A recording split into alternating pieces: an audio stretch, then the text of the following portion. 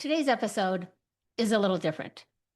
I was recently a guest on the Wholeness Network, where we had a really thoughtful conversation about patriarchy and how it shapes our relationships, our roles, and even the way we experience healing. They're doing some really meaningful work over there, so I definitely encourage you to check them out. And I'm going to leave the end of this podcast episode that they produced talking about their library and all the things that you can check out over on the Wholeness Network. We recorded this episode during March for International Women's Month. And even though I'm sharing it now, this will release on April 1st, I think the conversation is still relevant, especially in the work that my listeners know that I do with individuals and couples that are navigating attachment, betrayal, and recovery. So today I want to share that conversation with you. Here's that conversation. We are here with Jackie Pack once again, who is my therapist and who I really honor and am grateful to have this conversation about patriarchy. If that word sends a little chill down your spine, then I really encourage you to listen to this episode because it is really important to understand it from a grounded place, and Jackie is the one to do that. I really admire her for having the courage to want to share about this information, and she is helpful. There's really good advice that she has in this episode, so stay all the way to the end and you won't be disappointed. Jackie is an amazing therapist. She is also owner of Healing Paths Recovery and a member of our library. You can see some of her videos in the library that are so amazing. She also has her own podcast that I will link to in the show notes called Thanks for Sharing. It's really, really good podcast. And I hope you enjoy this conversation. When the word patriarchy is used, I think there's often two things that are misunderstood, but that people very strongly relate to patriarchy. So I think the first misunderstanding is that patriarchy means men are bad. Mm-hmm. And I don't think that's what we're talking about. I think you can see the dynamics, and we'll talk about later on how patriarchy also harms men as well. Right. But I think one of the biggest misunderstandings about patriarchy is that people think it means men are bad. Mm-hmm. I pull a lot from Gerda Lerner, mm-hmm. who is a historian and anthropologist, as well as Riane Eisler, also a historian and anthropologist. And Gerda Lerner talks about, in her research, she shows that patriarchy developed gradually around, I think they would say 10,000 BCE to around 3,000 BCE. Mm.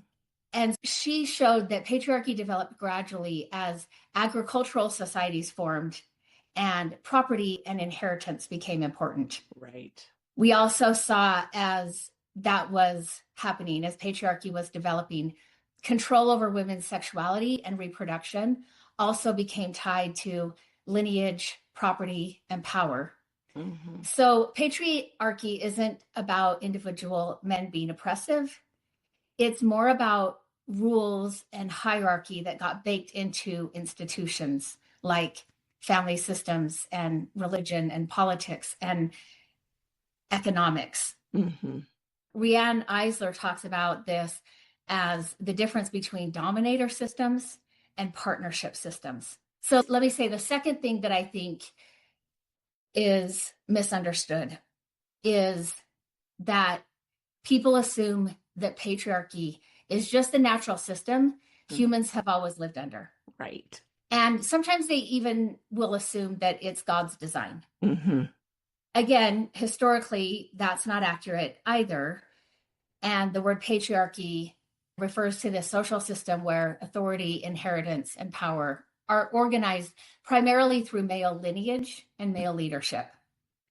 But it wasn't, Gerda Lerner talks about how patriarchy wasn't the original human system.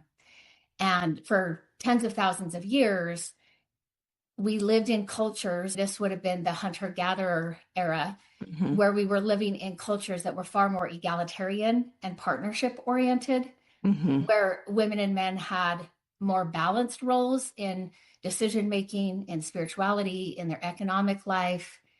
And so that would say patriarchy isn't simply how humans are. It's a structure that developed historically, and I would argue intentionally. And then, like any system, it's one that can evolve. And I think that's important to talk about, because when people believe something is natural or it's divinely fixed, they stop questioning it. Right. But if we understand that patriarchy was constructed over time, then we can also imagine ways that relationships and societies might become more collaborative and equitable as they evolve and move forward. Right, for sure. And I think it's funny that the conversation around the idea of patriarchy always does even still center the male. Like even just the definition, that's almost, we first talk about that. And that's just the normal thing we do. And that's that's one of the other clues as to the system that where it's so ingrained that that it revolves around the male versus the disempowerment of the female, because that's almost that's what it really is about, is this disempowerment. Right. It's not just female, actually, it's males too. It's right. And we'll get into that for sure. I really appreciated that you talked about how it evolved over time, because I think that we don't stop and think that for half a minute, because the idea of the male being the stronger sex and therefore more of the leader has been around for quite a while. But if it's evolved, then maybe not. Maybe we can reimagine it somewhere else. Like that just gives us a window to explore a little bit. How does it show up in those different, you said, religion, you said economics, politics. I know it sounds like it should be simple, but how does it show up in those systems? What does that look like? And how has that evolved? Do you know that? So how does it show up? How did it start to shift, or how does it show up currently? Do you know how it started to shift? Do you know that? I would say, and this goes back to some of Gerda Lerner's work, that she talked about how women had power in society, right? They were they reproduced. Right. And so they had the ability to keep their species going, but they also were often over food. And they were also, because they were over food, they were also over medicine. And so those were very powerful positions that women held in the society. I would say another misunderstanding is sometimes people will think that when we're talking about evolving patriarchy, they think, oh, so you just want matriarchy instead. Right. And I think that in a matriarchy society, they would assume that women dominate or hold the power. They think it's just a flipped power dynamic and hierarchical structure.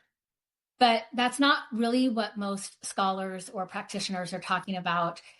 The goal isn't to flip the hierarchy. It's to move away from hierarchical systems altogether and back towards partnership and these egalitarian systems where both genders had valuable roles and there was mutual respect and mutual power, shared power. And when we talk about matriarchy, we don't have evidence that matriarchal societies have actually existed where the hierarchy is flipped and women are the ones in those dominant positions.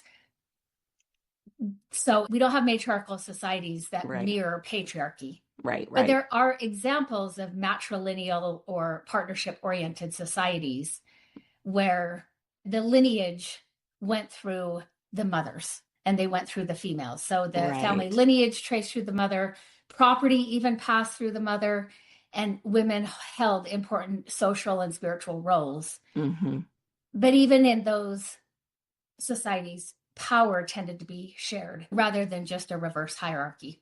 Right. They have those, some of those still exist. There's communities, there's areas still existing that go that way.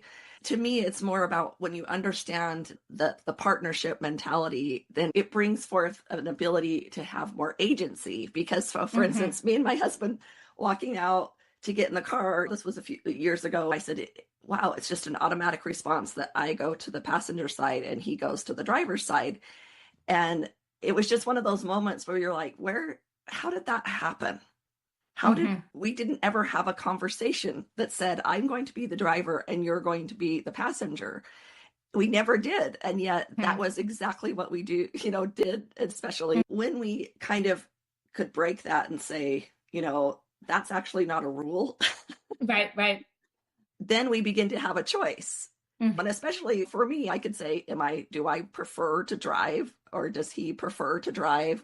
Or do I prefer to not drive? And then all of a sudden, there's a whole lot of more of myself and himself that are able to be available because we're actually making a choice. Right. Yeah. One of the things, I think I've talked about this in some of my podcast episodes, but one of the things I told my husband is, I'm fine if a man opens a door for me. I can appreciate that, right? I don't judge that. But if we're in a car, and I mean, he was taught that is what men do. That's what good men do, right? Is they open the door for the woman. And when we were dating, if we were walking out to the car and he just opened the door, fine.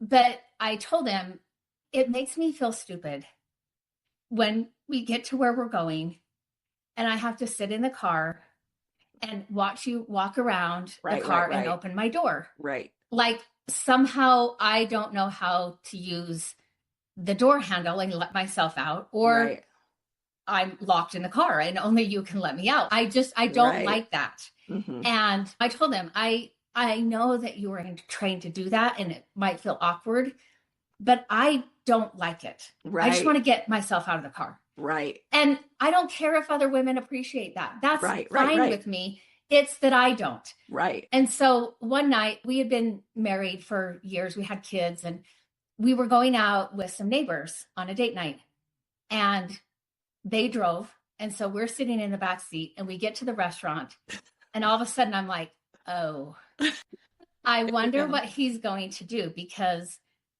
I think this couple will judge him if he doesn't open the door. Right. Just knowing them, I think they would judge him and they would notice and be like, oh, poor Jackie. Right. And I was like, I wonder what he's going to do.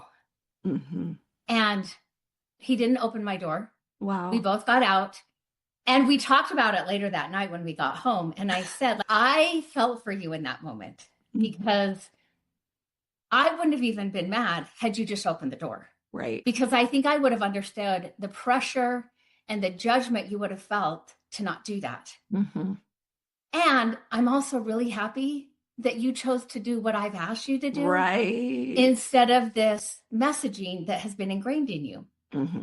And yes, they probably did judge you and they don't understand, but I'm not judging you. Right. Oh, I totally agree. I didn't like it. I mean, I don't know what to say. I don't like it. It has nothing to do with, I don't even know, like you have a better explanation than I do. I just didn't like it. And that's where that is the meat of patriarchy, that it doesn't occur to us that she's making the decision or that she has a preference. But here's the difference for me. I felt like I was, I didn't have low self-esteem about it, or I didn't carry shame about it, but I felt like I was being a little rebellious, not because I didn't like it, just because I didn't like it. And I wasn't trying to do anything to persuade myself to not like it. Or to buck the system. I wasn't trying to hate men, nothing to do with my husband or the man at all, actually. Right. Well, and I think, maybe when, we traveled in horse-drawn buggies and the roads were dirt and they could be muddy and dirty, maybe it made sense for him to help her get out of this carriage that's higher up. She's got this big full dress Okay, maybe it served a purpose. Right. That was a kindness that maybe. Today, yeah. Right. I'm just like, we don't need to carry that on. I mean, again, if you like it, if you feel that's a good part of your relationship, I have no problem with that. Right. But to me, it's uncomfortable to me and I don't like it. But like you, if somebody opens the door in front of me, I don't no. And likewise, if somebody's coming behind me, even if it's a man, I will open the door and hold it for him. Hold it for him. Yeah, right. And I don't feel like that's a statement, right? But those are some small ways that it shows up currently without it coming to the surface of consciousness. And that's the part of why we need to have these conversations, because they are so under consciousness level as how they show up in society. And I often say we just grow up with these messages. It's in the air and we just breathe it in. And whether it's ever directly stated or it's just implied, media, through movies, so many things it's implied through, you're just going to breathe it in and it's going to become part of your learning. Yeah. I mean, in learning biology and development and things like that, and thinking, okay, so at what point do the magic of testicles turn over from ovaries? You know what I mean? Like there's some kind of a magic thing that happens that they become more important as they get that wash of chemical and move to testicles and ovaries, because they really are the same thing. And so the power dynamic is a construct.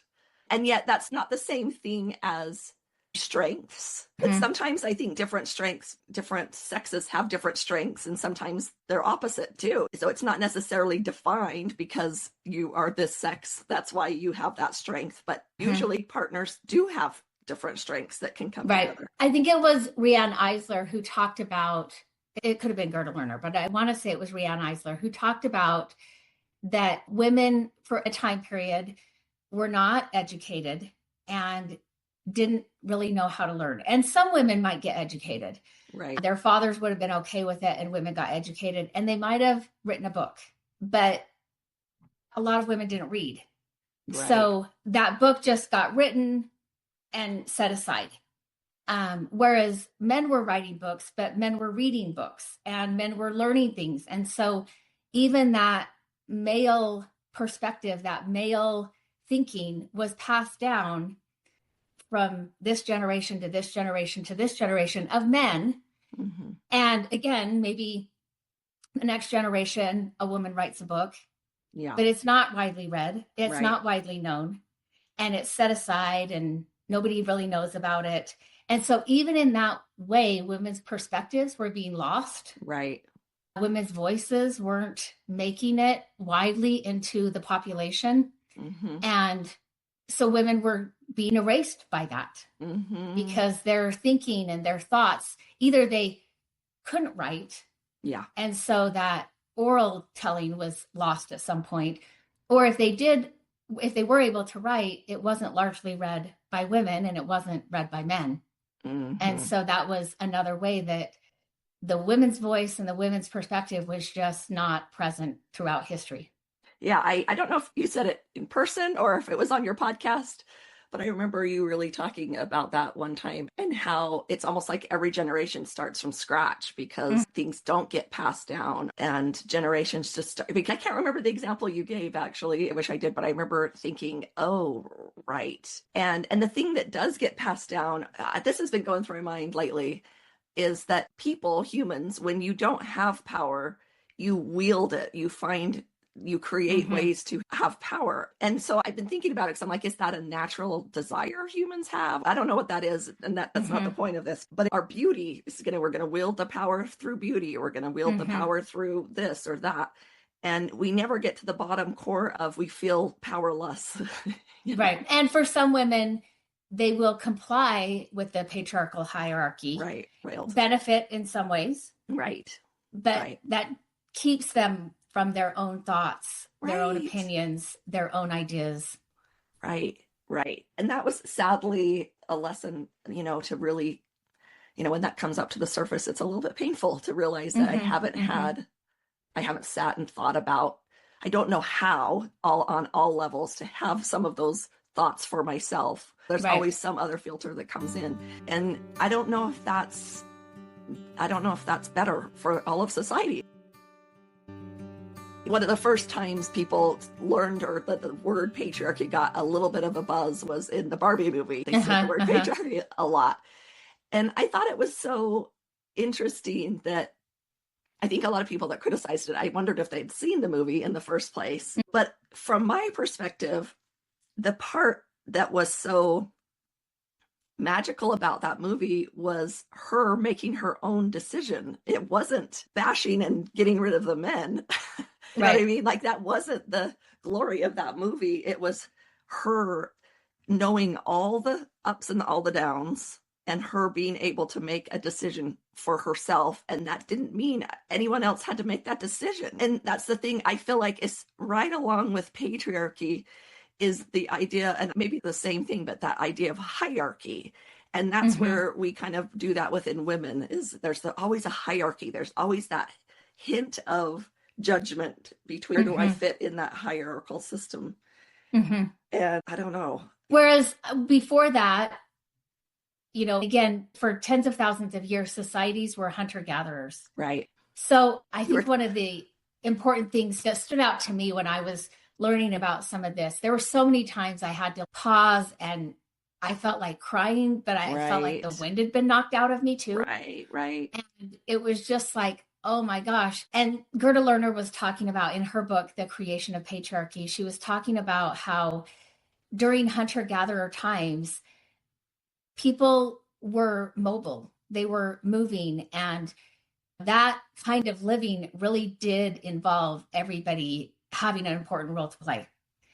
And it also involved taking what you needed. Right. Because you were moving. And so storing stuff, having stuff didn't make sense. You wanted to be able to move it with you, keep it light. And she says when patriarchy started coming, it did happen with the agricultural revolution, when people started settling more and staying in places. And so they started building things. They started having crops that yielded more than they needed. Right. Accumulating. And that gave them power. Right. It also started a function of hoarding, taking more than is needed in order to have power over others. Yep. I think in her book, she also talks about racism, and she says before we could know that you could make a class of race that are males submissive, we had to try it with an entire gender. Which, again, tying that together where you're like, oh, so we could have not had racism.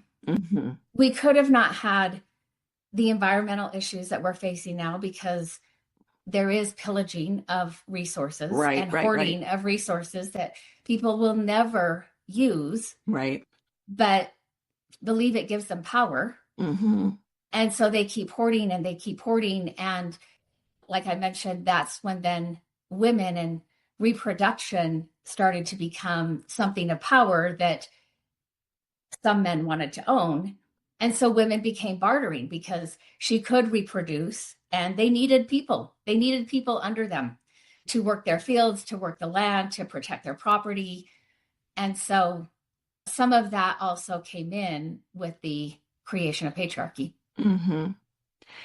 Yeah. So you talked about how it developed over time. And so what were, you know, and you've kind of maybe hinted on it.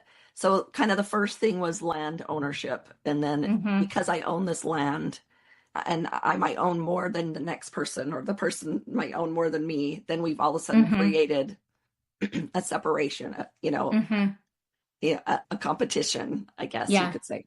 Yeah, because land becomes valuable, property can now be owned. So also inheritance becomes important. Right. And so societies began accumulating wealth in land and animals and crops. And they started worrying about who their heirs were going to be. And so women's reproductive capacity became not just socially, but also politically important. And so we started to see in these legal systems rules emerge around controlling women's sexuality, regulating marriage, and ensuring legitimate heirs. to the property, to the land, and to the lineage, right? Mm-hmm. So those practices became normalized. They were embedded in law, religion, culture. And again, once something is embedded in multiple institutions, it does just start to feel natural or inevitable, even though it actually developed intentionally and over a period of time.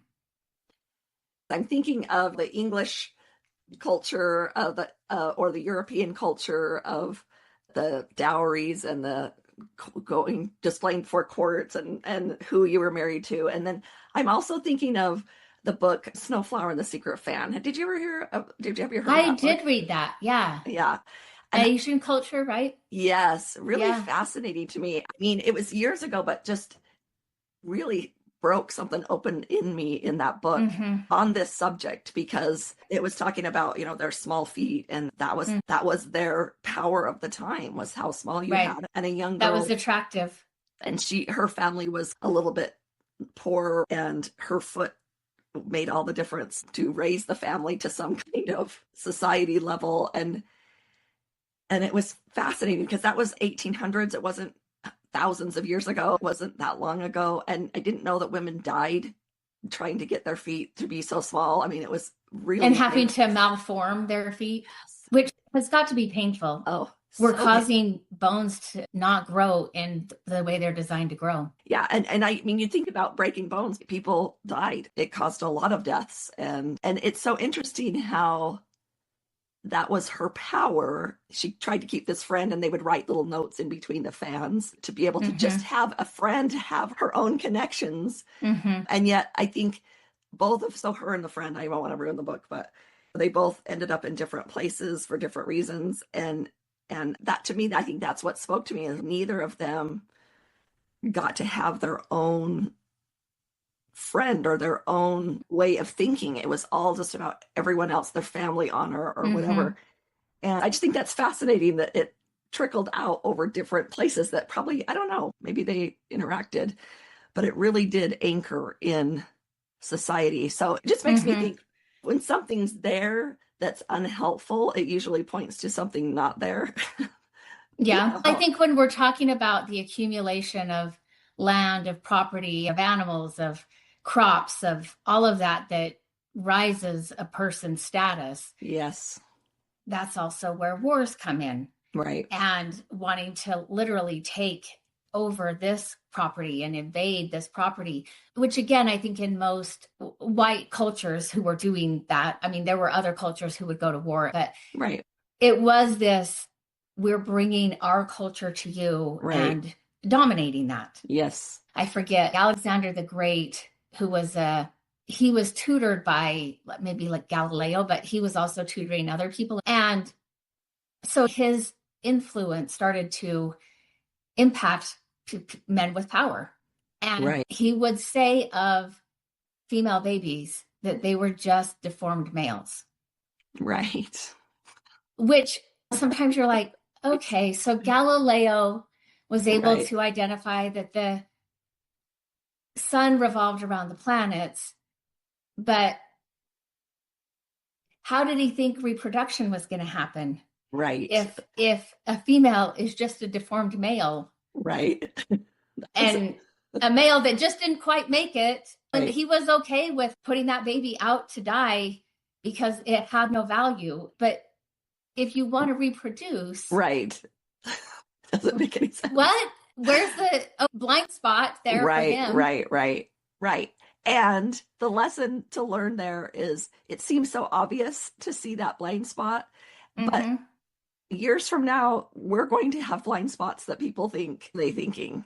I think that's an important step too. It's not about putting ourselves down, but it's about understanding that, like, look at the pattern of growth in humanity and how we evolve. That's just the pattern.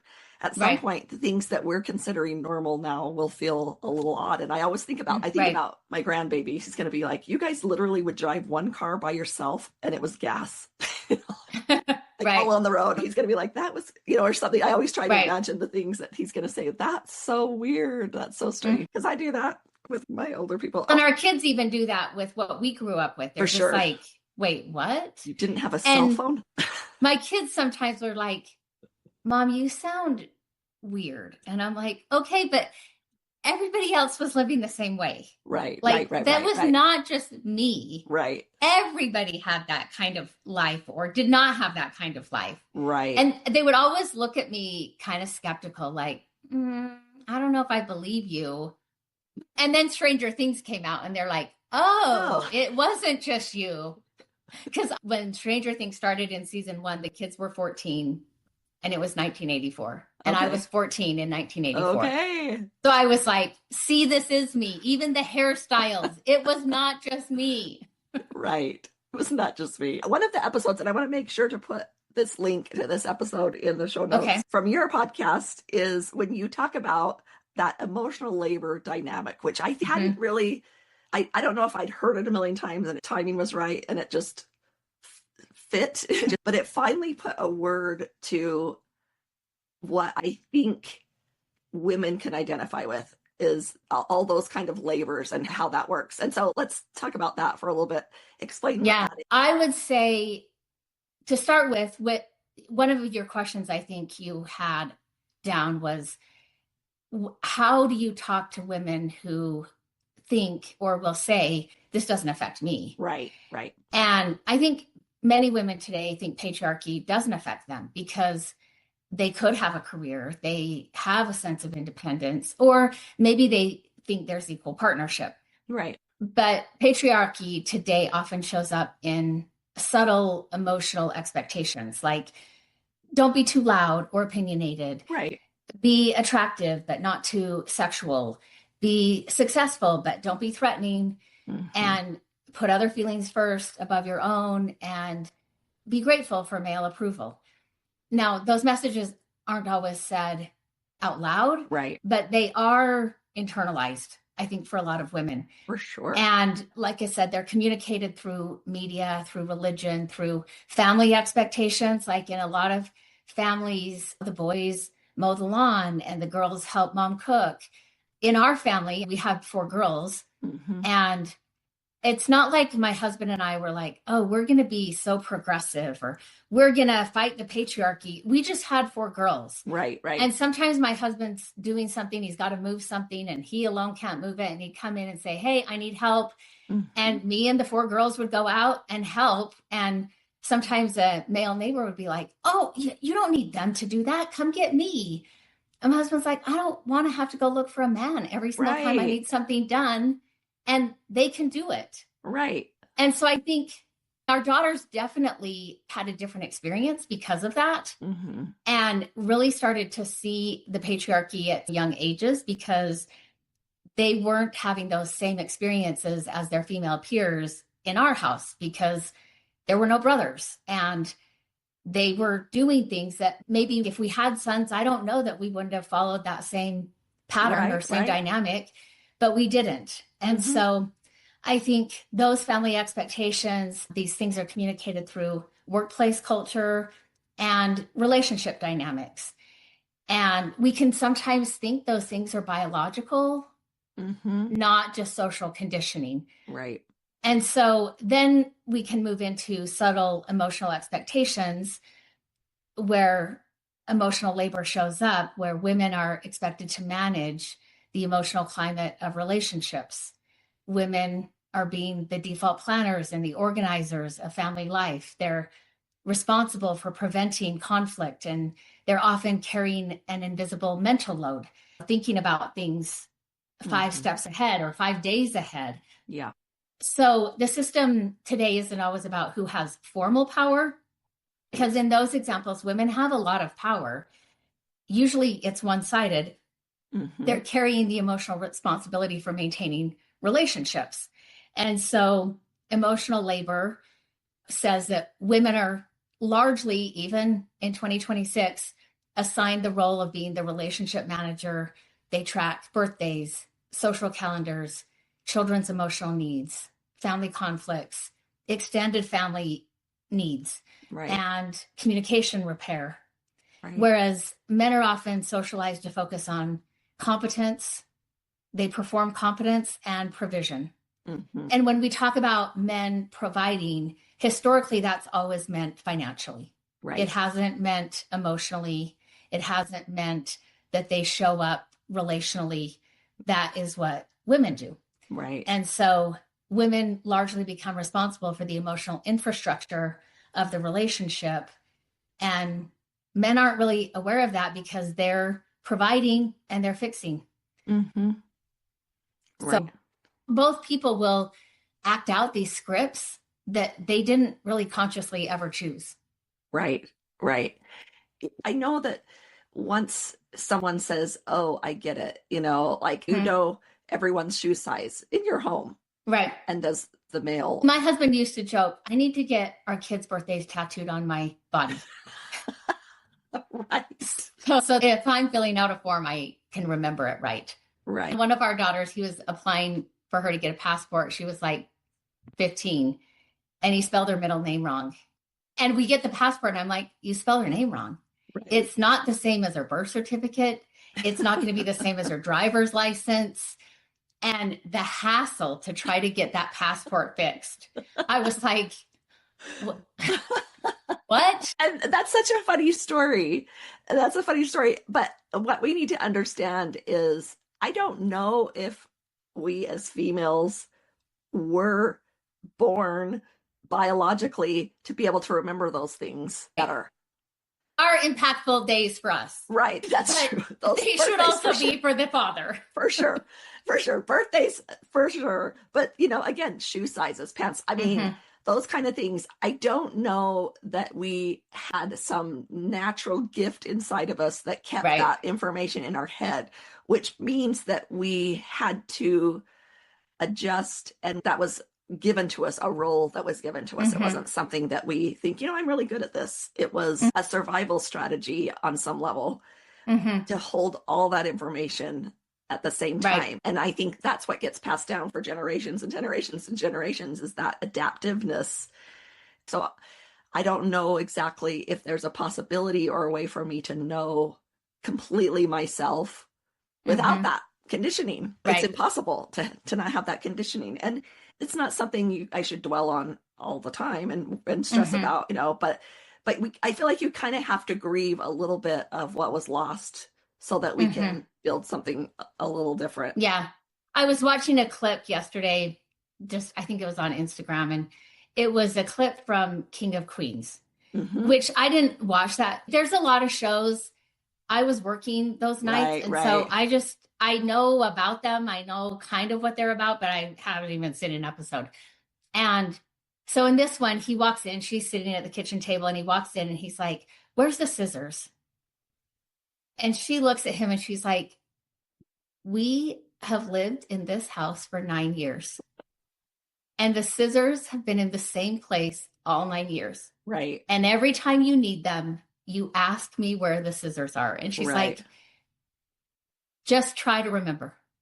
Just tell me, where are the scissors? Where are the scissors?" She's kind of like, "What are you like? Come on, I've showed you where they are. They haven't moved." And so he goes over to the drawer and he's like, "Found them." And she's like, "Great, good job."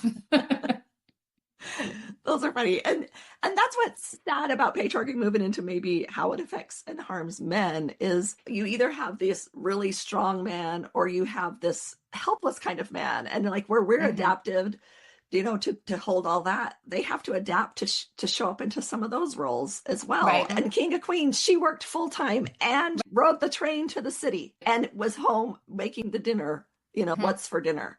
And it would be one thing if she said, "I like this, I really enjoyed that, or maybe she's just a control freak. I don't know, but that's not probably what happened. It's just it's just the assumed roles that you take. So how does it harm the men too? What are some ways it harms men? I think one of the most important conversations when we are talking about patriarchy is to acknowledge that it also harms men. Yes. So men are often socialized with rules like men don't feel emotions, men don't show vulnerability. Women depend on men, but men cannot depend on others for emotion regulation. Men solve problems instead of processing feelings. They provide, they perform, they achieve. And so boys often grow up learning that their worth comes from competence and success. Yeah. And they're not getting conversations about connection. And so this boy enters adulthood with a limited emotional vocabulary, with a fear. I mean, I work with a lot of men. They have a fear of vulnerability. Right. And then this pressure to always perform and to succeed. And in men's groups that I'm leading, or if I'm talking to a man in an individual session, and they're starting to recognize this message that they got that has caused so many problems in their adult life. And I will say, when you are getting these messages as a young boy about what men do and what men don't, you also did not get this learning. You didn't get to choose. Right. But we have plenty of research that says these messages you got lead to loneliness, isolation, addiction, depression, violence, and often suicide. And definitely along the way, there's a lot of relationship struggles. Right. So it really limits the emotional development of men. And then if you're heterosexual, that is going to clash in the relationship. At some point, it's going to clash. Right. Right. Because we're watching, McDreamy and McSteamy on Grey's Anatomy, and we think that capacity is that we expect the capacity that they have, right? Written by a woman in those relationships, is how we want our spouse or our partner to show up, and then it hits that I'm incompetent at that, and bang, and have all sorts of hard things for men. So I'm glad that you talked about that, because that is true. I mean, that kind of breaks my heart a little bit because I see that's very true. It's programmed to be against their own human nature, because we are relational beings. So a lot's got to go down to suppress that, and then to punish them for that at the same time. That's unfair. Yeah. That's really unfair. Well, and I think it leads to a default where men defer a lot to their wives. Right. They defer in parenting. They defer in a lot of the household decisions. They defer in gift buying. They just don't show up because they're not told that their opinion is better than hers or as valuable as hers. Right. And so they just hold it back. And what I find when I'm working with men and they actually start showing up as parents, sometimes their wife is like, excuse me, kind of got a system that's working. Right, right. And, if she'll come in for a joint session, or if we have a joint session, I'll say, look, yeah, it is working, but you were single parenting, and that's never great. Right. That's a hard dynamic. Right. And he is able to add some things instead of just be another adult child for you. Right. And he's got some skills on board, and it's going to be different than how you parent. I sometimes will give the example and say, dads out on a walk with their kids may be like, ooh, can you jump from that? I mean, I'll catch you, but can you climb up? And like they're encouraging their kids to take some risks, to have some adventure, safe, right? They're still there for the kid. They're overseeing the kid, where moms are like, don't fall, be careful, don't get your clothes muddy. Right. And I think kids benefit from having both types of parents, but dads are going to do things different. And that doesn't mean it's not as good. It just means it's different. And I work with a lot of men who will report like so much satisfaction and positive impact from showing up in the lives of their kids and their kids' friends, and just being there and making a difference and being an influence there. Right. I know it when we have these conversations, it's easy, maybe just for me, to put the woman in a victim type role, but we got to remember that we're trying to, dismantle the system, not the people. Right. And it's the system, like we say, it's just in the air. Nobody sat the man down and says, hey, you're not good at picking presents. Right. And it's challenging that unseen, unknown thing. And we've got to have a structure around it. So we're calling it patriarchy. That's what we're going to call it. Right. And we need to dismantle it because I think it's old fashioned. It's more old fashioned than grocery. Our affordability. People are individuals and they are going to show up differently. And I think when we can make room for individuals, so it's not just male and female, but individuals discover kind of their own abilities. I know in other countries, I had a friend from Austria, and I think it's about high school, and they start to say, what do you want to do? And then when they choose what they would like to do, then the system supports them moving forward. And so systems are helpful when it can include the individual. I think also one of the ways it shows up more subtly today is what we would call benevolent patriarchy, or sometimes it gets called benevolent sexism. So this is when traditional gender roles are framed in ways that seem positive or protective rather than just simply being restrictive. So this might sound like men should protect women, men should provide for women, women should be cherished or put on a pedestal, women shouldn't have to deal with certain hardships. And I think on the surface, those ideas can feel nice. And I remember certain movies where the man's rescuing the woman and just thinking, oh, how romantic. Like, who doesn't want to feel that value, that they're fought for, that they're rescued, that they're taken care of? And in a world where women had fewer legal rights or economic opportunities, I think aligning with that system can actually be a survival strategy. Right. If your access to safety or to resources depended on a man, then embracing those norms makes a lot of sense. But the challenge is that benevolent patriarchy still keeps that underlying structure and hierarchy intact. And so it still positions men as the ones with power or authority, and women are the ones who are protected.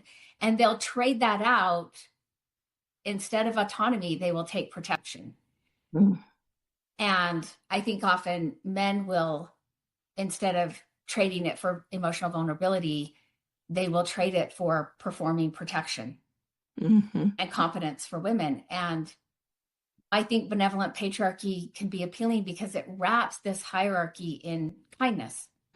If you're lucky enough, we still have domestic violence. Right. But it's not like benevolent patriarchy has erased domestic violence or the fact that women are more likely to be killed by a man she's been in a relationship with. So, yeah, I think men will trade that emotional vulnerability for that identity of being the protector or the provider. And women often unconsciously trade autonomy for what feels like security in relationships, but it's security without having a choice. Right. And it's like this micro time of that choice. And in that space is again what's missing. Like, it's like if you make that choice, there's fear there. And we skip over that because we've just solved that problem. But we've actually not really ever addressed the feeling or the upset that's actually there in the first place. Right. Which doesn't mean it goes away. Right. I find, a lot of women, usually 40s, maybe 50s, and these things start to just bubble up somehow. Different things, they start to see some of the patriarchy, they start to feel the imbalance. I think especially as we're aging and we start to lose that power we might have had for being beautiful, like, and realizing that was my power. Young is often associated with beauty. Yeah. And so it starts to feel just yucky inside. And then we want to turn to our partners or it comes up and these conversations get derailed sometimes. So is there a way that we can have these kind of conversations with our male partners where we can begin to open this conversation and talk about what's going on for ourselves, talk about what we're learning? Because that's the thing, nowadays you can you get a feel for what's happening. You'll start to see those patriarchy reels show up on your feed or something, and it builds some anger inside, or on one side, and then sometimes it's pain on the other, or grief. One of the mistakes that's often made is women start to become aware of how patriarchy has damaged them, taken something from them, kept something from them. And there is anger and there is grief. And often they start to have these conversations from that place of anger, and it comes out as an accusation, which that's hard for him to enter and sit in that conversation with her. Right. When that's a good point. She is saying, you are the problem. You're the bad guy. You are benefiting from patriarchy. You are part of this system. And often he's not aware that it's also harmed him. If I'm working with a couple, I'll talk about how we both genders inherit relationship scripts that they didn't actually choose. And I think too, we're moving away from some of those older traditional relationship models of patriarchy and very rigidly defined gender roles into more partnerships. But we don't have a model for that. I mean, that existed thousands of years ago, right? And so we don't really have a model, which I will tell couples, which is great. You get to create it. You get to wonder what that's going to look like for you guys, because we're moving away from inherited scripts and roles, and we're starting to choose. And that requires us to ask, who am I? And how do I want to show up, and what's going to work for me? And I will say, take some time with those questions. Don't rush to an answer. Explore. Spend some time doing different things and deciding what works for you and what doesn't work for you, and stretch yourself and grow in different ways. Because I think it can come out initially as anger at the patriarchy and anger at men, which is why then it seems like one of the misunderstandings is that men are bad. But women are also angry at themselves. And that's usually not where that anger starts. It starts at him. And they don't often get to the anger they hold for themselves. And I don't know that they have to be angry and like critical of themselves. They can be angry in a way that moves them into exploration and advocating for where they are and what they're exploring. That's a good point. Yeah, I really like that. I think that is really helpful, because I think that's where we do get tripped up, is that emotion kind of spills out onto the other person. And I mean, if you were to change roles, what would you do? You'd get defensive. When someone's accusing, then the automatic response is a defense. And we can't necessarily blame someone for a defense when, like, that's the game. Like, that's how it works. And so as we can begin to have those conversations from a personal perspective, I think that helps. So in order to dismantle patriarchy, what are some small shifts that we can do? What can we do to help dismantle that so that individuals have more autonomy in their own lives? I would say, for women, maybe one small but powerful or significant shift is noticing where you just automatically step in and take responsibility for other people's emotions. You take on those roles, whether that's smoothing over conflict or anticipating others' needs without them even having to ask. Maybe it's constantly apologizing unnecessarily or over explaining themselves, and just pausing and asking, is this actually my responsibility? And what might this other person benefit from if I don't step in here and I let them figure it out. I let them ask, I let them identify their need. And I think that can be transformative. So, sometimes the shift is as simple as just allowing some silence. And you can often, as a female, because you were raised in this emotional world with emotional language, you can feel their discomfort. But that doesn't mean you have to step in and try to help them regulate it. You can let them handle their discomfort. You can say, it looks like you feel very uncomfortable right now. And they'll say, yeah. And just saying, yeah, that's hard. Yep. And I'm not rescuing, like, it's an observation. I'm witnessing for you. Right. But I'm not going to take that on anymore. I think this happens for both men and women, where the scripts that we've inherited often put us in a place of being wantless and needless. Yeah. And so starting to identify your need or your want and expressing it directly instead of trying to hint and imply, get them to understand what you're saying without having to directly say it. Right. I think those are some small ways that we can start claiming relational space and boundaries with our emotional space. Yep. I like it. Yeah. Push through that discomfort. It's not going to kill you. Right. And it's not going to kill him. Right. It's not going to kill him. Or your kids to have their emotions and be uncomfortable with it. Right. And it's like a muscle. The more you get used to those uncomfortable feelings, I mean, your muscle grows and it's not that uncomfortable anymore.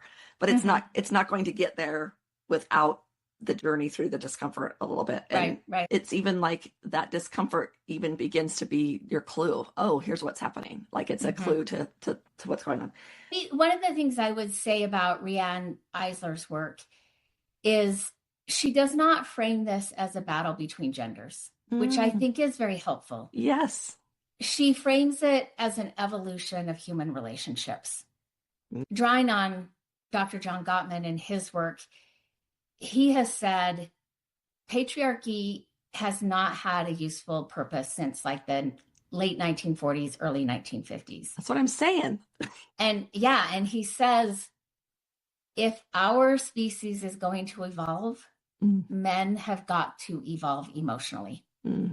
So I think sometimes the question isn't, how do we defeat patriarchy? Although I would love for that to happen. Right.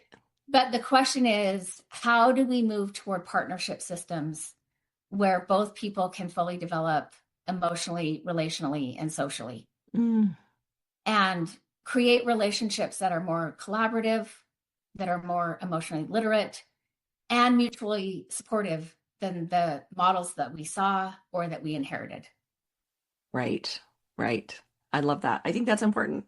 And the growth journey that each person's going to need to go on to get there. But it's an empowering place. I think you were the one that, I think I was just listening to your latest podcast, and it's like, you're going to pull off the mask of Scooby-Doo and it's not going to be a shock. Right. You're not going to be like, where'd this guy come from? It's that. Yeah, of course. Right. It's going to feel, it's going to have that feel to it. It's going to, and that I know that. Empowering. I know that. Yeah. Yeah. And that's empowering. That's empowering. So, well, I really appreciate you sharing with us. And we have your video about claiming needs and wants in the library. And so I'll put a link there. And that, I think isn't that really, it was fascinating to me that that's a step that needs to happen. Because for me, maybe it's just me, but it was, I could feel that voice come in and like, well, you don't want to be greedy. It's like, that voice is the programming. That voice isn't me. I wasn't born with that. I remember years ago, I was with a couple in a session. They were coming in and they're talking about this fight they had. And I could tell that he was completely confused about the fight. Like, he could not tell me what they were fighting about or even what she was trying to say. And she's having a hard time being direct. And so I'm just as much in the dark about this. And I'm like, I don't know how to help you because I don't understand this. Right. And so I'm like, okay, tell me, let's get into the story. Just tell me what happened. And so I don't exactly remember. This was a long time ago, but they were out together without their kids. And she asked him, oh, do you want to stop at Dairy Queen and get a Blizzard? And he took that question as, do I myself want to stop at Dairy Queen and get a Blizzard? And he said, no. And he could tell she was upset. Right. And she was upset. Right. And so, as a therapist, I'm sitting there going, okay, seems like a pretty straightforward answer or question. He answered pretty directly. what happened? So like, and it took most of the hour for her to say, I wanted a blizzard from Dairy Queen. Right. But I didn't want the whole thing. I wanted him to want it, and I would just have some of it. Yep. And he was like, that's what you were upset about? Yeah. And she says, yeah. And was like, how could you not know that? Right. And he was like, I'm sorry, I don't know that. Right. I honestly thought you were asking me if I wanted one. Mm-hmm. If you told me, can you get a blizzard because I would like some of it, but not all of it? Right. I would have eaten a blizzard. Yeah, right. And that's what I mean by wielding power. Like we use innuendo, but it's not forward. And I find myself sometimes when I'm editing, I can hear myself say, and I know that's that part of me that's like looking for the validation or wanting to test it out, see if this is going to work. And it's those deep programming. Oh, it's hard to get out of that habit. Or like, I'll use the word like, and I think that's because like softens it a little bit. Yes. I'm like totally over here. I'm like, I want something. It softens it.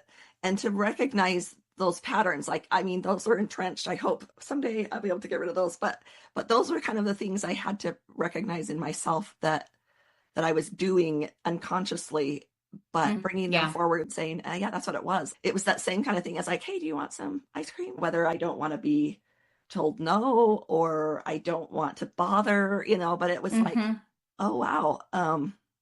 That I gotta sit on that for half a second and feel that. Right. Or even I can't eat a whole one myself because I have to be weight conscious. Totally. Or I might eat one myself, but not in front of my husband. Right.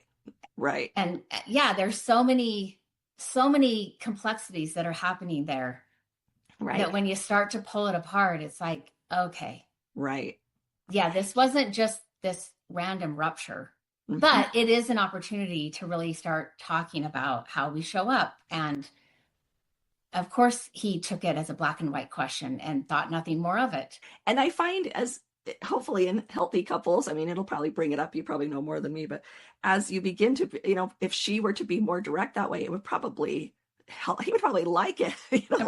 Right. Where it's the opposite of what we think would happen, so it's uncovering those things we have inside ourselves, those beliefs. I think he would like it sometimes. Other times for directness, they're like, ouch.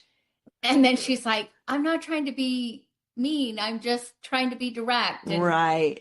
It's like, it all comes with it.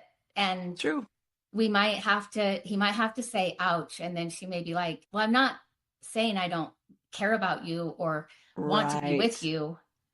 That's a good point. I'm just trying to get direct. And that's a good point. Yeah, he's going to have to be like, okay.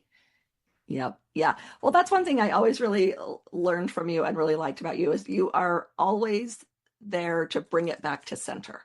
When we say this is this way, that the fix isn't the opposite.